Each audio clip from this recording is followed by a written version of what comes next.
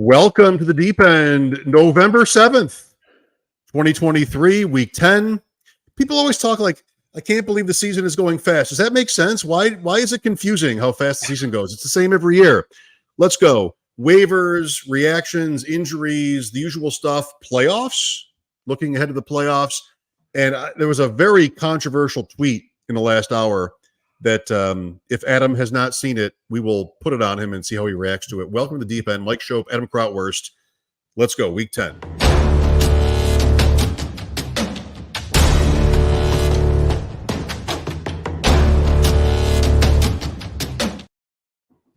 Sorry for the technical difficulties. Arthur Smith got a hold of our laptops tonight, and that's why nothing works. So here we are. We made it.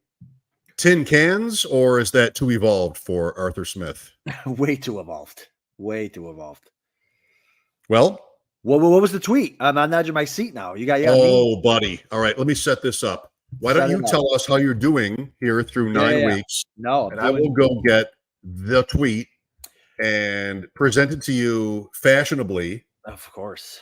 So that you can react to it in real time. That's going to be amazing. So as long as I can figure this out. That's right. That's right.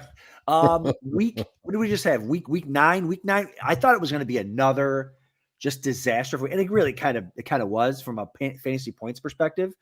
But the win-loss record was pretty decent this week. Just lower scoring. I mean, I had some historically low scores. Just because I had entire teams where nobody scored a touchdown, like teams where like Geno Smith was the quarterback and not a player quarterback. Nobody, like in the 60s, like embarrassing type stuff. But hey, it's all about wins and losses. No, I guess it's not all about wins and losses. Some leagues points matter for sure. But did okay week 9. So did you see the tweet? Graham Barfield had a tweet today that, you're getting ahead of yourself right here, but go ahead and study it while I talk. Go ahead, study it while I talk. Yeah. He tweeted that there were, through 9 weeks in 2020, the COVID year, no fans, 150 more offensive touchdowns through 9 weeks than this year. Get out of here. Last season? 1 per game. Wow. I believe it. I believe it. Yes, it feels like it. Yeah, absolutely. 100%. 100%. Yeah, it's, I mean, I don't want to say all the good players. I like to, you've known me long enough, Mike. I like to exaggerate, but like all the good players are hurt. And like you said, it was 3 weeks ago, 2 weeks. Defenses are winning. They're still winning. Right. They're still winning, and Patrick Mahomes is still winning. I mean, the guy doesn't matter what he does. He's getting scoring 14 points a game, and he's winning. But fantasy teams are losing. Bijan owners are losing. Gus Edwards, win. He's it's all he does is win. But I believe it's been an ugly season. My 2020 Gus Edwards teams are paying the same as they did in 2020, by the way. So that's right. I've had a lot of him forever, and not this year. Again, all that underdog FFPC summer drafting. There's so many players you don't think about that become relevant. Curtis Samuel was this player. Gus Edwards, New England, Devontae Parker, if not whoever Demario Douglas is. There's so much you don't think about. It really does accentuate how important the differentiation, the randomness, the just be stupid in the late rounds of those drafts, I think really is. Because, I mean, if you're like me, you have a bunch of teams that are weighed down with, Dwayne McBride and Tyquan Thornton and just different guys where you sort of feel like, okay, New England is the play. This is the guy, 2nd round pick, draft capital. But there could be 4 other guys, if not more, in the same organization that are at least as good of a play. Really tough. I mean, just every year it's time to reevaluate, and we'll do it again. Yeah, no, for sure. But even the problem is when it all works out and you still lose. Kyron Williams, Devin Achane. I mean, he was a higher draft pick, but and there's so many different ways to lose. Like you said before, there's so many balls to juggle. Adam Thielen, you won. You hit on Adam Thielen. Oh, no, wait. They're going to change offensive coordinators, and now they don't want to throw the ball to their best receiver. It's just there's so many balls to juggle. Good luck. Well, I was talking to somebody the other day about this, like drafting all year and all the randomness and how do you handle it. The other side of that coin is you do feel, if you're sort of in the deep end, you feel like you're knowledgeable and understand the strategy. You'll always feel like you have an edge in any room. If you're drafting in January or August, you'll feel like you have an edge. And so that is what compels you to play. And after that, I guess it's just an addiction. But you really can justify playing any time of year, any game, as long as you feel like you understand and you can justify it. The format and the player pool stuff, right? Yeah. But it is frustrating. The thing I think that sort of keeps you afloat is if you appreciate how much randomness and luck there is in it, then you sort of have to take what you get. And that's okay. You go in, you draft 150 best ball mania teams expecting what? They say you're supposed to make the finals once in 10 years. Make the finals. Like, you sort of have to know that. And that really becomes a question of understanding how much you really should be wagering or using on fantasy football. It really is tough. And it's not getting easier, right? Like, no. You're still a thing, if not worse than ever. And now defenses are winning. That's tough. Tough racket.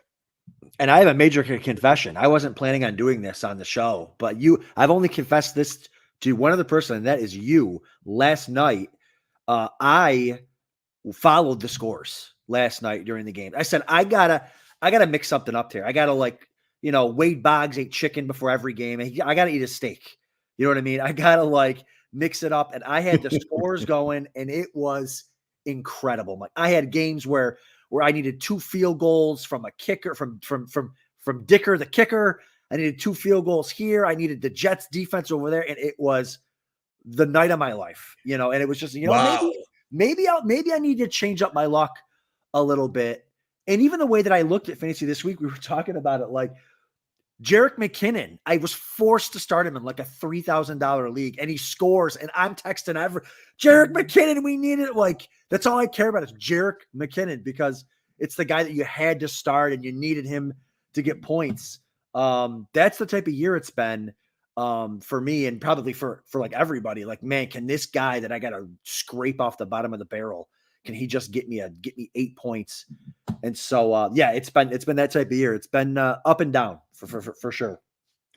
Well, not to be sort of like dad, but the swings are the fun. That's the fun part, right? I mean, You tell me, we just meet. You're like, I don't follow fantasy scores on Sunday. I'm like, what's the point? But right. I respected it. I just didn't get it. Do you know my story about last night's game in terms of betting? No, I don't. Not sure anybody who watches the Deep End bets games. Maybe one person who watches our show bets games. That's right. So I told this story on WGR today. With the live betting, you do feel a little bit of a time pressure because ESPN is just going to commercial and you better hurry before the odds move. And then they tell you your bet didn't get in because the odds moved. It's like a little bit of a panicky sort of thing. I live on the West River of Grand Island, New York, which is right across from Canada. 75% of the time, if I try to go online to bet in New York State, literal New York State, my FanDuel, DraftKings, MGM will tell me I'm outside I'm in Canada. Yeah. Or I'm in the river. Yeah. It's literally true that I can walk like 50 feet toward my backyard and then like, okay, now you're okay. So that just adds the time pressure. So I think somebody who's bet games can relate to this.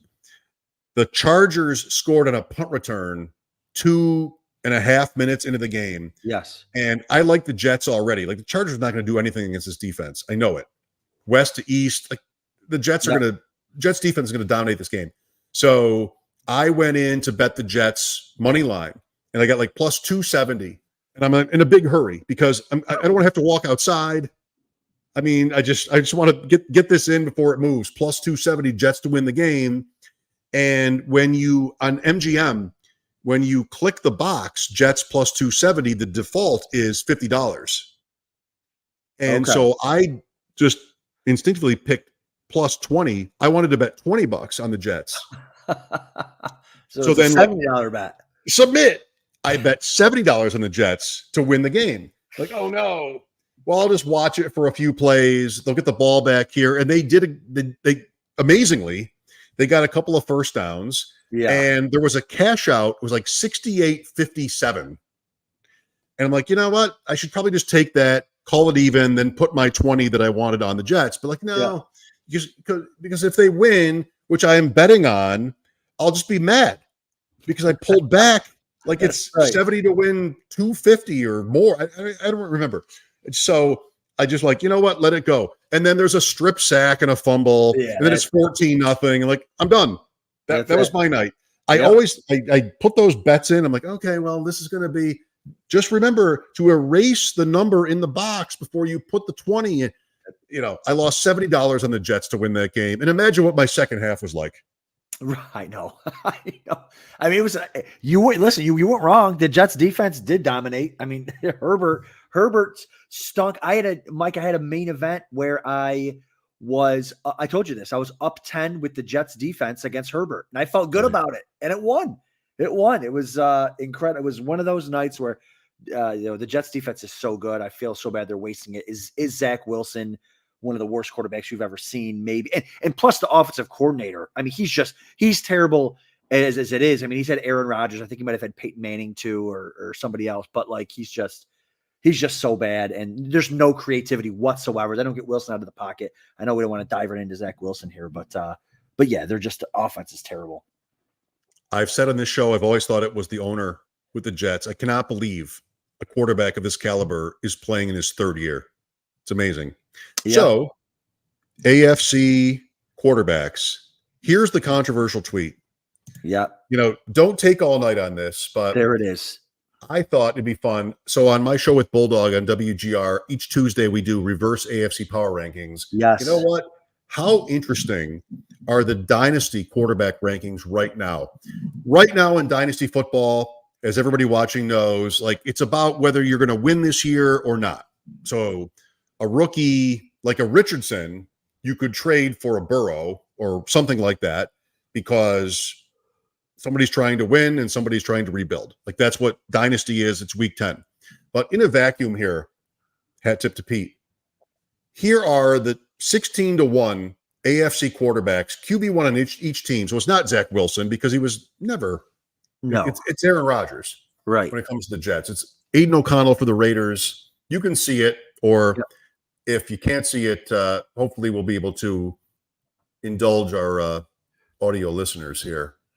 16-1, Mac Jones at 16, Josh Allen at 1. What jumps out? I love the thing that jumps out. I love how low you have Burrow, and I love 8. Burrow is at 8, and I love how low you have Tua at 9. And I say that because, and I love how high you have Stroud. I might even have Stroud. I might even swap Stroud and Richardson and put Stroud 4 and Richardson 5. But I like that there. I like how low you have them because the way that I look at dynasty quarterbacks is, obviously how good the quarterback is, what the organization's like, but also are they maxed out right now? Where is the talent? Can they get more talent? Can they get cheap talent? Right now, Burrow is maxed out, right? He's got Chase. He's got Higgins. He's got Mixon. He's got a good offensive line. He's got everything's humming for him right now. We're talking dynasty. We're talking 3-4 years on the road. He's losing Higgins immediately. He's losing Higgins next season, right? They have to pay Chase. They got to pay all these. Mixon's going to be. They might even get rid of Mixon next year. I don't know what the contract looks like, but he's old. Running backs are cheap. Fine, whatever. Same with Tua. Tua's like, Tyreek's getting older. They got to re-sign Waddle. They have, all these weapons all over. Like defensively, they have guys that need to get paid. So Tua's maxed out right now too. So it's like, I don't think their weapons are going to get any better. And then as you get up closer to the top, I would actually, so you have Allen, Jackson, Patrick Mahomes. I would switch Jackson and Mahomes. I would put Mahomes 2 because I think he's not maxed out either. I mean, he's got an older Kelsey, but they've got certainly room to get. I mean, they're one of the worst receiving corps in football. Yes. I mean, Mahomes can get much better weapons. Allen can get much better weapons.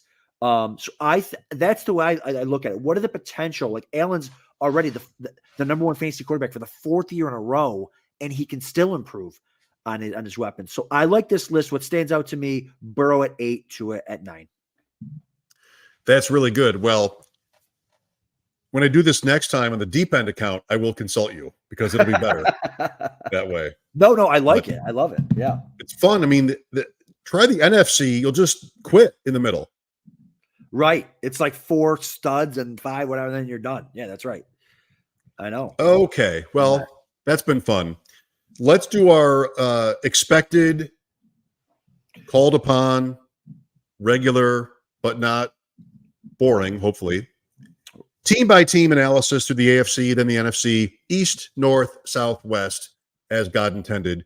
Before we start with the Bills, here's a word from our sponsor.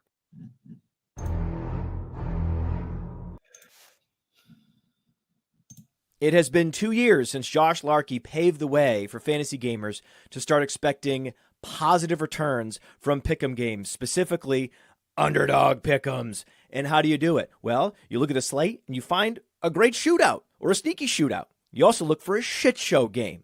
3, 4, 5, 6 guys in one game. That's right. You can do it. You can do it. And you can 100x your payout on underdog. Think about week 1. Jets-Bills was a shit show. Did we see the Aaron Rodgers injury coming? No, but we knew the Jets have a good defense. We knew the Bills have a good defense. Why not expect the worst? And the worst is what we got. So if you had gone Dalvin Cook less than, Garrett Wilson less than, Aaron Rodgers less than, Josh Allen less than, Gabriel Davis less than, boom, boom, boom, boom, boom, boom, boom, you can go 6 for 6. Same thing in week 2. Oh, week 2. Oh, sneaky shootout there in Philadelphia. Minnesota's going to be in comeback mode, so we'll go Cousins, Jefferson, Hawkinson, more than. Madison, less than. But also, Swift, more than. Boom, boom, boom, boom, boom, boom, boom, boom. That's how you do it with the underdog pick'ems, and you use promo code UNDERWORLD to get a 100% instant deposit match up to $100. You put in $100, underdog matches that deposit up to $100 with promo code UNDERWORLD. Go start picking.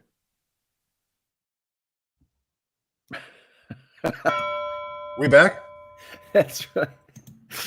Let's go. Was it a Ted Williams card? Hey, real quick before we move on. Wait, no. No, hold on. We do have a question. It's I wanted to get to it earlier, but let's see. We did rest of season because we were talking quarterbacks. Rest of season, real quick.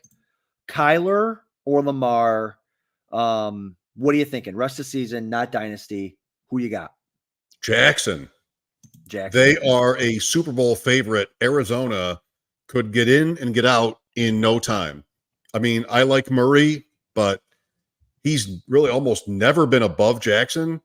And I know he's not running Lamar, but I mean, they are pot committed here.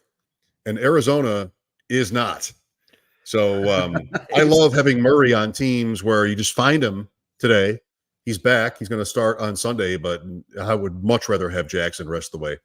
I thank you for the question, Ruckus. I feel you. I know you. I know. You're going to say Murray. I'm a big schedule. Listen, he's got the easiest schedule here. I don't think it's an easy answer because, listen, Lamar, he's great, but you got. They want to run the ball. Gus Edwards, I mean, he has these weeks where he kind of disappears. Kyler, I think, is everything to that offense. Atlanta, this week I would probably start Kyler. He's got Atlanta this week, and Kyler's got the Lamar Jackson's got the Browns. There's a couple of those. Philly, the last game of the year for playoffs. Arizona, so I think it's closer. I think it's closer, but Lamar, he's a victim of circumstance with that running game that doesn't involve him. But anyways, if you ran the Cardinals organization, what are you trying to get out of this next 9 weeks? I wouldn't even I wouldn't even play him. I mean, unless my vision is that I'm going to trade him, then I would play him. But other than that, I would never play him. I would get look at these quarterbacks in college, man. They look so good. They're out there slinging it. I would have okay, but he is healthy. If you don't want to play him and he's ready, that's a scandal. Like, you're fired. So correct. All right. Well, I'm putting him in. Arizona has done an amazing job being interesting and competitive this year without winning more than one game. Like they've done beautifully. Right. You're But right. That's right. so Murray is going in and he's not coming out until like week 15 or 16, if ever, unless he's hurt again. And they could, I mean, their defense is bad. Like they could have a season where he produces in fantasy and they still lose, which is like my dream if I'm the guy we're talking about. But I can't keep him out. And so I don't know. Like it's super interesting, like what ends up happening there, because they're not going to have a top pick with Houston's anymore, but they'll have their own. And if they end up wanting to move on, I don't know. I feel like the likeliest scenario is Murray is pretty good. They win 2 or 3 more. They pick in the top 5. They trade the pick or they don't. And he is their quarterback, week 1 next year. I think that's right. That's probably the likelihood. If you agree, sort of make that work for Dynasty. But I mean, Baltimore has look, all these AFC quarterbacks. I know. I got a call yesterday how Josh Allen is the next Phillip Rivers because we're never going to win. I'm like, that's not a Bills point. That's a Chiefs point. List all the other, look at that tweet. Look at all the quarterbacks on that list. Nobody has a ring except Mahomes. It's a Chiefs point. He's got 2. Burrow doesn't. Jackson doesn't. Allen doesn't. Watson, Lawrence, and then the rookies. I mean, I'm not counting Russell Wilson. It's like, I don't know. Like just what? Is James Conner back this week? Maybe. So, I mean, this is what you were looking for too, by the way. Like, hey, Marquise Brown, huge rebate. James Conner, huge rebate during the draft season because, but listen, this is what you want. You were waiting for him to come back. Hopefully, hey, we get him back week 10. You're still in the hunt. Marquise Brown, some of the weapons there. So I think if you lasted this long, I think Marquise Brown's probably a wide receiver, maybe even a high-end wide receiver too, going forward here. But we just did Arizona, so you could skip them. They're team 29 out of 32. Right. We have 38 minutes. We'll see what happens. Let's go. AFC East, Buffalo, James Cook.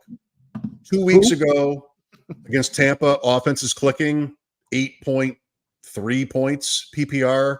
This week, game script, Cincinnati, maybe less. Either way, didn't happen. The specter of Fournette, the confusion about the Bills offense. What is Cook for you as you sort of, I want to bring the FFPC playoffs into focus as we talk tonight, sort of what you want to have on your bench, how confident you are in your starters. How do you feel if you see Cook on your roster? I mean, not confident at all. I mean, he's RB. He was going into the week. I don't know what he is now, but going into the week, he was RB 16. I'm sure he fell, not doing anything. He's just another guy, and he's only that high because of all the injuries that we've had at the running back position. So I don't like it at all. He's got Dallas and the Chargers and New England, they're all pretty, and Dallas is a tough one, but Chargers and New England are pretty neutral, semi-positive matchups. But you got Leonard Fournette coming to town. Listen, Dalton Kincaid's the guy that I want to talk about. I mean, 10 targets. We're talking historic. He's in historic company with the type of targets he's getting, type of catches. Sorry, I don't even know. I mean, he had 10 catches, I think. So right. He looks really good. He is the number 2 option there for the Bills moving forward, and that is exciting. Adam, as we've talked about many times, Cook was never and is still never going to be the bell cow Bills guy on a great offense. Yep. Drafted the next day, the GM who drafted him called him a sub back. They've been constantly moving in and out other running backs. Now it's Leonard Fournette. And he's just not going to be in pass protection. He's not big. There's spike weeks, but no. Latavius Murray handled 100% of the 2-minute work. And that's going to be Leonard Fournette. I mean, that's supposed to be James Cook's bread and butter, and he doesn't get the goal and stuff. So it should have been Fournette Sunday night. I mean, why wait? My son, this is sometimes it's out of the mouth of babes. My son's like, why isn't Leonard Fournette playing? I said, well, because he just got there. He said, Dad, Josh Dobbs just won a football game. I'm like, you're right, 12-year-old son. Leonard Fournette should be out there. You're absolutely right. Conservative, Adam, my buddy. The Bills are conservative on many levels, and it's not promising. Miami, Devin Achane is coming back next week. They're on bye this week. Very exciting. My thought here is maybe there's someone in your redraft league who needs to win to make the playoffs, and he has Achane and he's not playing this week, and he's got injuries like everybody with running backs. Maybe there's a trade there. Make it good. You get one shot. Don't blow it. But maybe you can get Achane for the playoffs, because week 11, the schedule's nice. I mean, very exciting for those of us in the high-stakes world with Achane, as it always has been. Yeah, just holding on for dear life to get Achane back, maybe get some Kyron Williams back. Achane super. And Mostert's starting to slow down, right? He's starting to show his age a little bit. He's not as explosive. He's getting there with these touchdowns. But yeah, getting Achane back is going to be great. But you're right. Make it good. Listen, trade him James Cook and Christian Watson, and see if you can get Achane. But wow, Miami, what a great idea! Wow, Jets. Somebody do that and get back to me and let me know how it goes. Jets, Cowboys, Ravens to end the year for Miami. It's not perfect, but not perfect at all. New England, nice little bounce from Ramondre Stevenson, but they're 2-7. I'm afraid of everything. I don't want to touch any of it. Could blow up. Could blow up. Hunter Henry finally arrives again. Demario Douglas, 83% of the routes, 17% of the targets, gets 10 fantasy points, which was probably fine for a lot of teams this week. So he's a low end like flex play if you need something. Jets, I'll just say, don't forget about Michael Carter. People have been dumping him on dynasty leagues. Abanaconda is drafted. Dalvin Cook is signed, but Cook is still terrible. Abanaconda is a ghost. Carter is being used. They're down in games because of the Jets, and you saw him get some targets last night. I think he's a stash. Yeah, for sure. I mean, he got like the end of the game work there. He's a pass catching back. I mean, when they're in games, it's Breece Hall, but like how often are they going to be in games with Zach Wilson? He's putrid. So yeah, no, I think all running backs are worth stashes for sure, and he's definitely one of them. Baltimore, are we betting Murray versus Jackson rest of the year? Oh man, do I get it? Do I get anything? Do I get any odds or anything? Come on, I mean the guy. You're fired. I haven't even seen him play. How do you ask that? How do you dare ask that? You're by the river. I don't know what kind of back here. It's not Fred, but I mean, just come on. We were on Keaton Mitchell on this show 3 or 4 weeks ago, and now that happened. But on your bench, is there any scenario where you can imagine starting him though, apart from an injury? Like, he's not big. Edwards is producing. They're rolling. I don't know what the scenario is where I want to start Mitchell. I like that I drafted him a lot in best ball, one of those dart throws that's working out, or at least as of week 9, but how important is it to you this week to pick up Mitchell if he's available? I think I want to put in an honest bid for him, but I think this is one of those scenarios where it was a blowout win. He gets that touchdown late in the fourth quarter when I don't even know if Lamar was still even in there, because I know Lamar left at some point midway through the fourth. Mm-hmm. So I think they ran for 300 yards. They did whatever they wanted on the ground. He's not going to get goal line work. That belongs to Gus Edwards. So he's between the 20 guys who would be splitting it best case with Justice Hill. Still think he's worth adding. He's better than Justice Hill, I think. So again, injuries happen all the time to running backs, especially Ravens running backs. They have a history of injuries there. Certainly think he's worth adding, but I would not want to start him or be excited about starting him unless there's an injury to that backfield. Do you think there's good reason to believe the Ravens will treat him as better than Justice Hill? I don't think so. I mean, I don't either. Because they've had him there and they haven't. It's not like they're like, oh, look, you've been on Keaton Mitchell this whole time. So they certainly know how good he is. So it's just one of those things where, like, if you have him on your roster, you're excited about it. But if you don't, I don't think you got to break the bank for him. Cincinnati. So whenever the Bills play the Bengals and other times, we call on Joe Goodberry, our friend here in Western New York, who knows the Bengals very well. And he had just tweeted before he came on the show on WGR, he just tweeted about Tanner Hudson, who I had never heard of, a tight end. And so awkwardly, I brought up Tanner Hudson to start our conversation with Bulldog and me and Joe. And then here I am watching Sunday Night Football, not even like a morning game, but Sunday Night Football. There's Tanner Hudson all over the field. He's open. It's the Bills. Everything is easy apparently against them now with all their injuries. And so, I mean, never, well, I don't want to say never ever, but probably never for FFPC, but Dynasty, Tanner Hudson, tight end.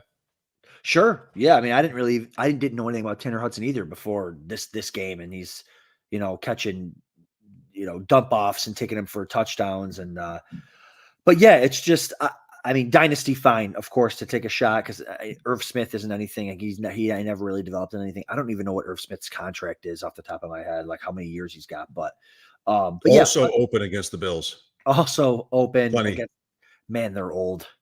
The Bills defense, these safeties can't even cover Irv Smith anymore. But yeah, for Dynasty, fine, but you'd have to have a pretty big Dynasty roster to be holding because they don't even use the tight end that much there. So, are you not in Dynasty leagues where you have to start 2 tight ends and they get 1.75 per catch? I don't think so. I'm in 3. Of course, Tanner Hudson might as well be, I don't know, Breece Hall. Right. Before the draft. That's right. Cleveland, Deshaun Watson looked good. I like Jerome Ford at Baltimore this week. I don't know. The Browns are always a little bit scary to me in terms of like real football, the AFC. Njoku, fine. Cooper, fine. Ford, I think, fine. Right?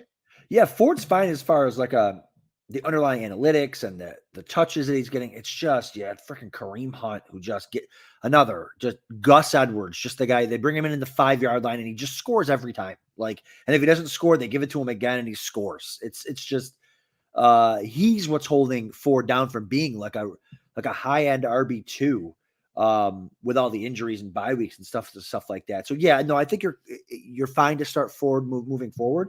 But man, just Kareem Hunt just really caps his upside for sure. I mean, he led the backfield in snaps 63%, talking about Ford, rushing attempts for 54%, route participation 59%. So I still think he's a low end RB2, but I think his upside's capped. I'll say a thing on Pittsburgh, then get your reaction. George Pickens, squeaky wheel week, maybe. They're home to Green Bay.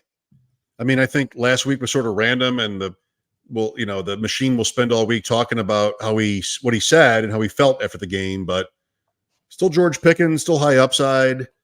Home to the Packers. It's not dead. Not dead, but it's just one of those things. Like, I never watch pregame stuff for any game. I'm always usually busy, whatever, getting stuff ready. But for whatever reason, it was that last Thursday night. I had a chance to sit down maybe 20 minutes before the game. I turned the game on, and it's Tomlin talking about, well, they ask him a question about Pickens. Oh yeah, Pickens he's a touchdown waiting to happen. Every time you throw it, he could score this, that, and another thing. And my son Noah's like, yeah, Pickens gonna have a great night tonight. He's talking him up. Nothing. Can't drag his foot with 10 yards of space for the touchdown. Doesn't get the targets. He's just up. It's just up and down with Pickens. Hopefully this week. Last week was 1. Hopefully this week's 20. And listen, if you had to decide between Pickens and Gabe Davis, it didn't matter. I would bet prop overs on Pickens, just get him in space once. Rasul Douglas is gone. Green Bay could be giving up. I feel like that could I'm waiting on Pickett to get there for the Steelers, and they're 5-3. Of course. Houston. All right. I'll be me for like 10 seconds. WHOA is whoa, which is what you want for the Texans. WOAH is Woa, like Noah, Adam's son. So make sure you get that right. I'm still not doing anything with Singletary. I mean, I've been straight on that, but Stroud, holy cow, and the receivers, and even Dalton Schultz, that went off. You couldn't win tournaments, I think, in DFS without some piece of that on Sunday. I'm not sure I'm right, but it looks great. You're probably right. Stroud, another guy that I was talking about, and he's doing it with, Tank Dell's fine and all that stuff, but he is doing it by himself. There's so much room to grow there for him, for the offense, for the for all the weapons. I love him. He looks great. He reminds me, he reminds me of a good younger Deshaun Watson, like just the way he plays the game, his movement, his athleticism, his tools. If you took him in Dynasty, congratulations. He is a stud. Indianapolis, don't jump off the ship here. I don't know what Josh Downs' injury is, but weird game in Carolina. They one player scored 2 pick sixes in the game against the Panthers. I mean, they just did not have any trouble, but most of the time Indianapolis will be chasing, and that's good for everybody, especially Michael Pittman. So I want to be in on all the Colts. Except for Zach Moss, finally, hopefully, played only 19% of the snaps, 24% of the attempts. So that's what we were looking for out of JT. I think JT scores in the air. I think he scored on a pass reception, maybe, or maybe that was the week before. I can't remember, but he scores. Right. He gets there. It's time for him to start coming out here. So hopefully pay off on some of that draft capital. To our special friends in the deep end that play in a lot of leagues, and if you're like me, Tuesday morning before dawn, you're checking your lineups and your waivers for week 10. And I'm not bragging. It's an obsession. It's a sickness, but I'm doing it. And there must have been 7 teams today where I'm like, running back. Yeah. Roshan Johnson. Oh, God. Who's on my bench? ETN. Yeah. Thank you. ETN is on the bench on this team. He was off last week. Oh, Jahmyr Gibbs. But ETN, running back 2 in week 10 against running back 1, McCaffrey. How nice to find Travis Etienne buried on your bench because he was on bye. Very interesting game with the 49ers, Jacksonville this week. Yeah, that should be exciting. What's Jerry Seinfeld? What's the deal with Zay Jones? Are they putting him now they're talking maybe IR after he's already been out for 5 weeks. So, I mean, who cares? I mean, let me ask you, I got a good roster that's playoff bound. Is Zay Jones, can I drop him? The thing that I struggle with too is looking at that number, like 97% owned. And then you're like, oh, can I be that guy that drops Zay Jones? Is Zay Jones droppable? The thing I struggle with is the number 1 million, which is the amount of money our friends at Go Bills won last year because they put Zay Jones in randomly the last week 15 because they were way behind and he scored 3 times. That's right. What do we know? We don't know if he'll be out at that point, but they're playing to win. When they needed to win last year, Trevor Lawrence threw the ball heavily to Zay Jones. Yeah. I wouldn't cut him. I'm not planning on cutting him, but it was just like, man, what's going on with him? Hopefully he's just gets back from this thing because I think he scored this year in the one game that he played. So go Zay Jones. We are getting some heat from people. Many are saying the deep end at Deep End FF1 hates the NFC. So we're gonna have to fly. We're not done with the AFC yet. We have 22 minutes for 20 teams. Denver, long break. Their last loss was the Thursday night game to the Chiefs. Talked to Ross Tucker today. He's like, they have not lost in a long time. Like, you're right. So it'll be more than a month between losses for the Broncos. This we didn't need if I'm trying to save time. Do you feel like the Broncos, are you optimistic at all for Denver in terms of their offense, their chances? I mean, they're 3-5, I think. What's your general fantasy thesis on Denver? Yeah, the vibe I get whenever I look at a Denver Bronco on one of my teams is just like, except for Javonte Williams. He's a guy I'm like, okay, rising. He's a guy that I like to see on my roster. In fact, my best FFPC main event team has Javonte Williams and a couple of other solid running backs on it. Plays the Bills this week. Good matchup, especially more injuries there to Buffalo, Monday Night Football. The receivers, I just don't trust Russell Wilson and all them, but Wilson's been okay. Chiefs. We had, I'll just brag a little bit. We had Rashee Rice a week or two ago. Like, how high is the sky?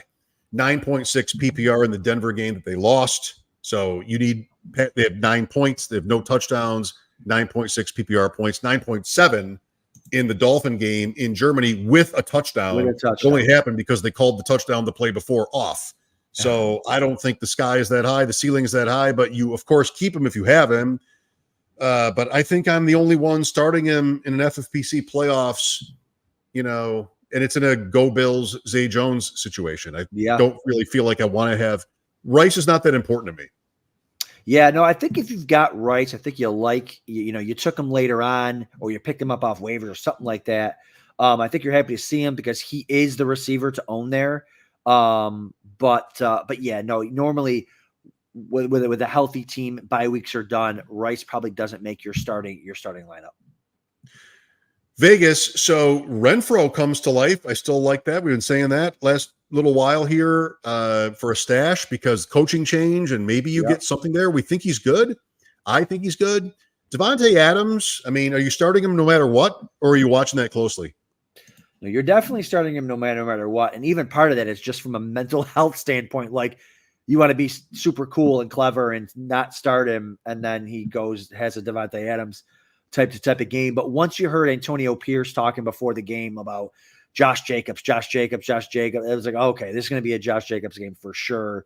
So, and they were able to do that, but you can't bench Adams, but listen, I tweeted out a couple weeks ago, even dating back to last year, he's had like 4 good games in like the last 13 or 14 now. So it just hasn't been good.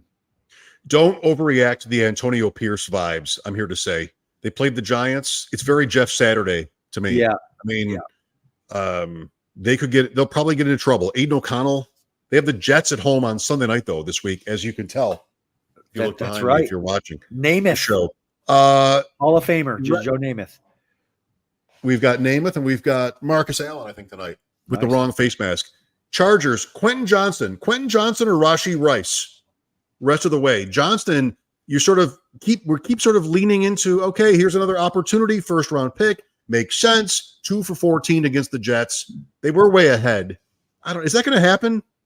Listen, any game with the Jets, I think it could. I mean, Palmer's going on the IR now. Like the Jets game was not the game you were waiting for him to break out. That wasn't the litmus test of what they're going to do. They shut down everybody. So that isn't the game that I would look at next week moving forward. I mean, who do the Chargers have? They this week?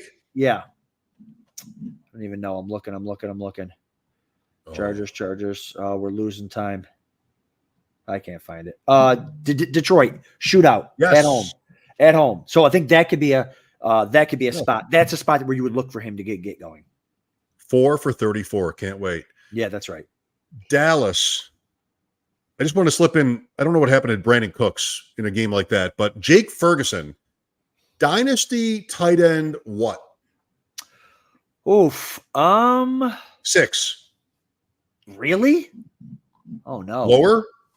I would think so. Let me look here. I'll do reverse AFC NFL tight end power rankings next because it is so good, Adam. Andrews, look at it. LaPorta, Kincaid, Hawkinson, Ingram.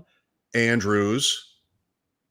Yep, I said Pitts. Andrews, LaPorta, Kincaid. Yeah, Pitts. Pitts over Pitts or Ferguson Dynasty. Oh, Pitts. That really? Guy, if that coach lasts another 12 months, Arthur Blank he's done. Like the whole organization should be sold. I mean, I like Cole Kmet. I think Cole Kmet against Ferguson. Cole Kmet's actually Ferguson is 5-yard out routes. He's what they've been using forever. I think he's just a victim of whatever the word is. That's egregious. Circumstance. No, I'll give you tight end 9. Maybe. Tight end 9. Well, I mean, tight end 7 to Trey McBride is pretty much what? Trey McBride. Come on. McBride's okay. Like that. That's right. Okay, next. Giants. Wan'Dale Robinson. So that did get there even with Tommy DeVito. I still think their offense is going to be salvaged, somehow. It's Matt Barkley and Jacob Eason going forward. I don't know. Like, there's no high ceiling with Wan'Dale, but I just don't hate him.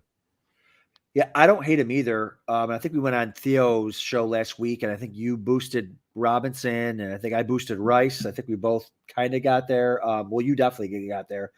Yeah, I mean, I just an offense where I just can't even. I don't want to even Saquon Barkley. I mean, is the guy going to break the record for like the least amount of like points per touch? It takes him like 39 touches to get to 15 fantasy points. It's like no wonder the guy's always hurt. Philly Have you thought about what happens without Dallas Goedert for 4 weeks? I don't even want to think about it. Goddard's been so. I have a lot of Dallas Goedert, so it hurts. But the rest of the offense to the moon now. All those targets are going to get dispersed. Those high value targets inside the red zone. So Devonta Smith's been 2 weeks now. It's been coming along. Next to the Commanders, too many pass targets, been true all year. Nice flashes. Gibson is not dead, but hard to trust anybody. No, I think Dotson got there again this week, 15 or 16, I think. Yeah, so Dotson's coming along. Hard to trust anybody, but McLaurin and Dotson's getting into that, like, okay, I can feel comfortable starting him now. Promote something if you would. Show a team. I'll be back in like a minute and a half. Sounds good.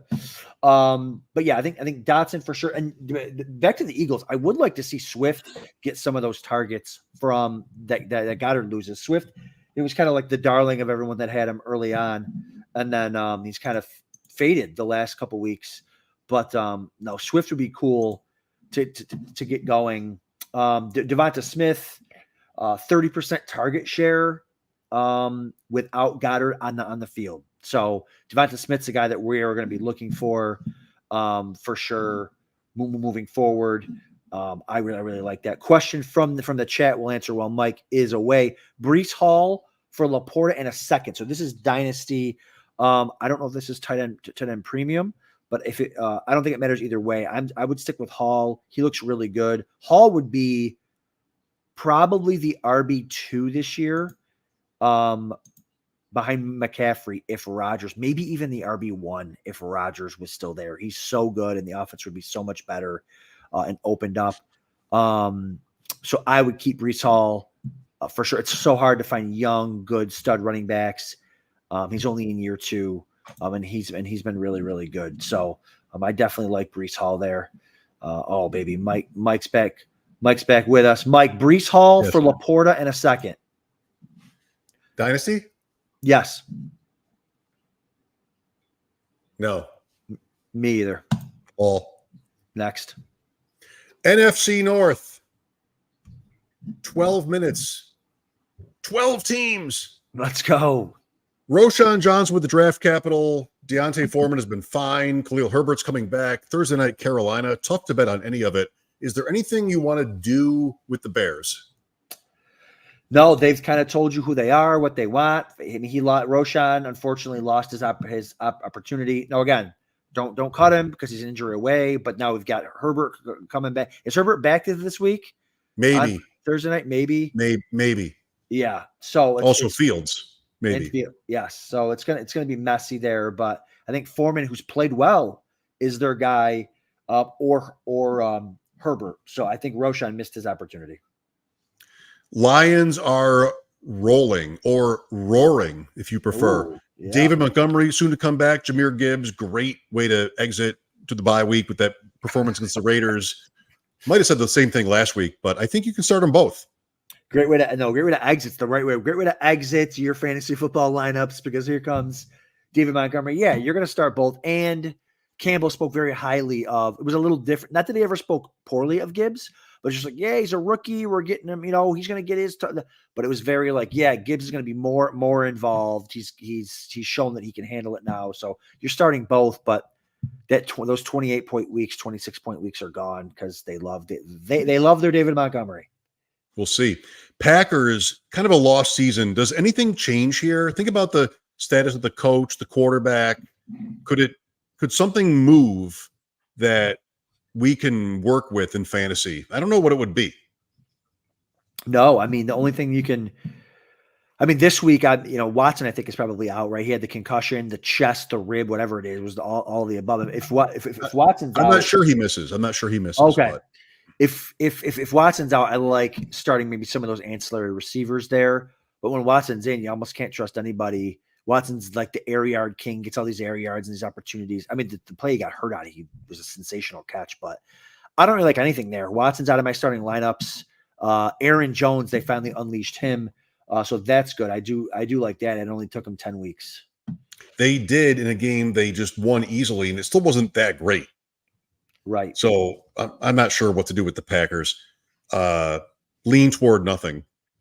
Minnesota, we talked last week about jerseys, fantasy heroes of our life. How crazy is it to think there could be a number 15 purple Josh Dobbs jersey in our future? Like, Cousins goes down, it's over. The guy is studying the playbook when the Falcons have the ball, one read and go. We want that from Josh Allen at this point. Just one read and go. It's kind of the same thing. I mean, Dobbs is a stud, and thank goodness for him, I think, if you have Addison and Hawkinson, among others. Good for him, man. Listen, journeyman, this is beyond Geno Smith type territory, right? I mean, Dobbs is going to make himself a ton of money as maybe not as a start, like a bridge quarterback to a rookie or to something like that, or a high-end backup. Like, good for him. It's a great story. Throwing touchdown passes to guys you've never heard of.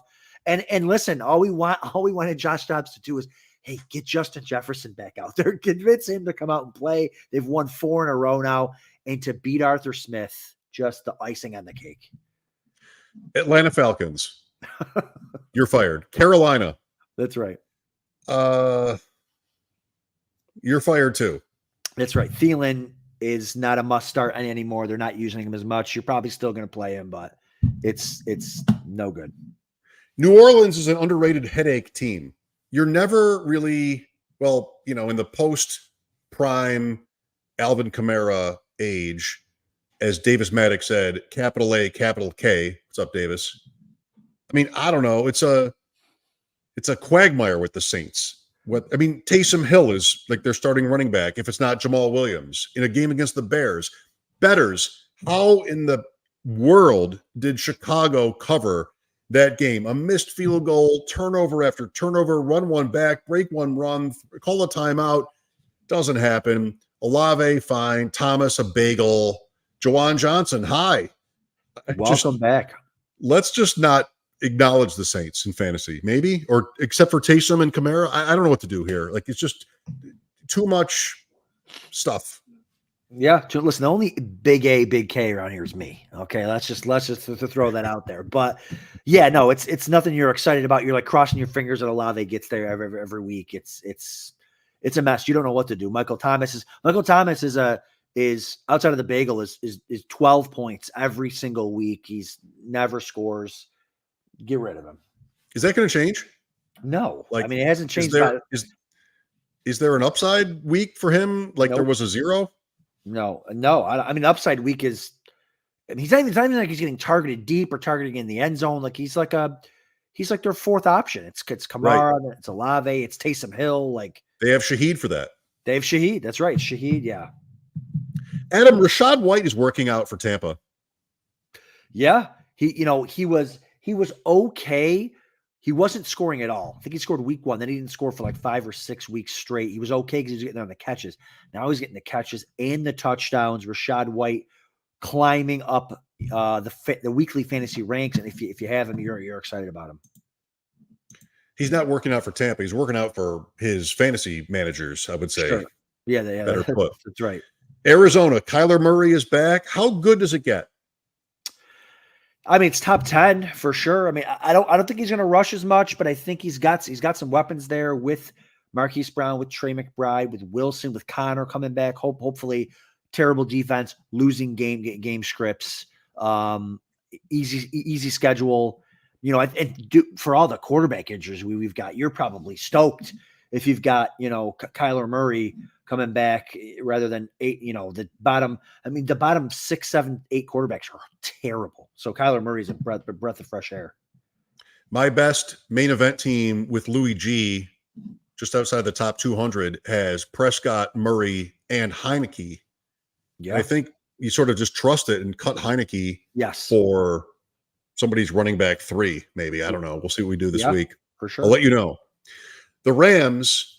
So Carson Wentz was signed by the Rams. They did this with Mayfield last year. I think it's a very bad omen for Stafford. What could it mean? And more specifically, what can you do with the information or your hunch when it comes to Puka Nacua and Kupp? Redraft. Not FFPC, not Dynasty necessarily, but I would bet against Wentz being even fantasy good. And it sort of worries me for the overall that they did this. They're not a good team. They probably should know that. And so Wentz might be there to sort of save something for the Rams. But, I mean, we've seen it get sort of raunchy with these two receivers last couple of weeks. Maybe somebody in your league loves them and would give you a nice asset. I think I'm ready to sell in the Rams. Yeah, which is so disappointing is we were so excited, at least I was, about the Rams off like week 2. I think we were talking about week 2 or week 3, whatever. Like, hey, we're super stoked. Yeah. I mean, listen, yeah, it's scary for Stafford. Now I don't even know this. Can you retroactive the IR? Like if they sit out a week, can you put them on IR and that week counts? I don't think so. Okay, because the IR, this is probably we don't have time to talk about it now, but the IR, the short-term IR, this 4-week IR has been the worst thing to ever happen to fantasy football. It's just been the worst thing because they just, 4 weeks plus the bye week, 5 weeks, like whatever, we'll see. Like it ruins these our fantasy rosters. But anyways, bye week this week, Seattle's a nice matchup. Arizona's a nice matchup coming out of the bye. But yeah, I mean, Wentz, I didn't even realize Wentz was like still a thing. You'd have thought the Jets would have gone to Wentz already by now. But yeah, Wentz stinks. Well, I think, again, on the Jets, it's the owner. It has been the whole time. Yeah. I feel like I'm watching this coach last night where he just wants to take him out. He thinks it's as obvious as everybody else watching does, but he can't do it. At least the short-term IR, Adam, gives you clarity. Like, we could have started Achane these weeks thinking like, oh, he's a top 5 running back, that he doesn't play at all. Actually, better for the team, sort of keep you guessing. So at least, you can't play them. And on a lot of systems, you can put them in a special IR slot and add somebody else. True. 49ers off a bye. Status quo. They've lost 3 in a row, but I think kind of yes. Status quo, but I think everyone's back. I think Trent Williams is back. Debo's back. The crew's back. I think they're going to who do they got? Jags? Yeah. I think at Jacksonville, West coming east. Is that a 1:00 game too? It is. Oh boy. Uh-oh. Oh boy. They had this game though 2 years ago and they won easily. At Jacksonville. Good to know. I'm getting Debo back in a lot of my big money leagues. I'm starting him. I mean, I have a lot of times you have no choice either, but yeah, I know. I think they get the usual suspects going again. I believe Trey Sermon got in the end zone in the game. I'm thinking of San Fran at Jacksonville. For Jacksonville or for San Fran? No. Okay. San Francisco. Gotcha. Remember when? Team 32, no offense. Seattle. 2 interesting players here to consider going forward in these fantasy playoff weeks ahead. JSN, Jackson Smith-Njigba, and Zach Charbonnet. Walker everybody had a very tough week against the Ravens until garbage time when Smith-Njigba gave you a little bit. But what a defense that is. Do you really like having either or both of these guys on your teams? I think maybe the answer is yes. I love having Charbonnet on my team because I took him much later than Kenneth Walker. And, Pete Carroll's loving him right now. And he is a couple plays away or an injury away or a Kenneth Walker fumble away from taking that backfield or getting the majority of it. And he's looked good doing. He's getting all the short down and distance snaps and the 2-minute. He had all the 2-minute and long down and distance snaps last week. Charbonnet did. So I'm excited to have him. JSN dropped an easy one last week. Again, he's the 3rd receiver there. And Geno has not looked good this year. Yeah. At least I got that right. I don't know even if I had a good reason for thinking that way, but Walker's good. Charbonnet is good. JSN's good. Metcalf is good. Lockett's good. But what is it with Seattle in a playoff race? I read somewhere today, football guys like pick up Drew Lock because it's that bad for Geno. I'm like, oh, really? Wow, I never thought about that. But yeah, I didn't think it was that bad, but maybe, I mean, like you said, all the weapons. I mean, is there an award for not being good and then getting the comeback player of the year award and then not being good again? I don't know. Could Drew Lock win the comeback player of the year award if he gets one and they go on a run? Comeback from what? Being terrible? Wins the award twice 2 years in a row without ever having been good in the first place. Wow, what a story! That's enough. That's enough. Adam, that's all for us. It's my birthday. I'm going to go have some pudding. No, it isn't. It is. Oh my gosh. Happy birthday. Thank you for spending your birthday with me. What a night. Eli Fish. Come on. I do it for money and the love, but also for money. Actually, no, it's not even the money. There's no money. I do it for the love of the game. That's it. Thank you, Adam. Good job tonight. Everybody at Deep End FF1, at Adam_Krautwurst, at Shope Talk. I'll be on the air again tomorrow. They do pay me for that at Odyssey and WGR550.com. Thanks for watching, listening. Please like, subscribe. Helps us grow the show. As everybody says, it's true. It really matters. Tell your friends. That's all for tonight. See you next week in the Deep End. See you guys. Hey, I want to take a moment to thank you for tuning in. It's important to me that all of our media be free. This is only possible because of you allowing a true independent sports media enterprise to thrive unlike any other in the business. So please subscribe to the All In package to continue to make all of this possible, to ensure that all of our stats, information, data, content is available to you, especially you, the people that get the site and get the show.